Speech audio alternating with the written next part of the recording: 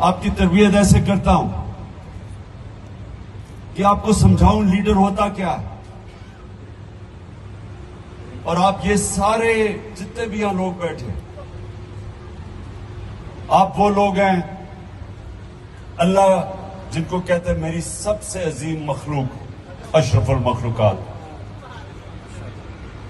वो मखलूक जिसके सामने अल्लाह ने फरिश्तों को हुक्म किया कि इनके साथ इसके इंसान के सामने झुको।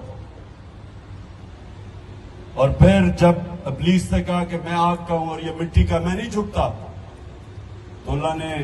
फरिश्तों को कहा कि तुम्हें भी नहीं पता मैंने कितनी सलाहियत दी है इस आदम को, और हम सबको भी नहीं, ज्यादातर हम लोगों को पता ही नहीं चलता कि अल्लाह ने हमें कितनी सलाहियतें दी, हमारी जिंदगी निकल जाती है क्योंकि हमें पता ही नहीं चलता। तो जो आपको समझना है इस्लाम का, ये जो इस्लाम, जो मेरे नबी सल्लल्लाहु अलैहि वसल्लम जिन्होंने कुरान की गवाही दी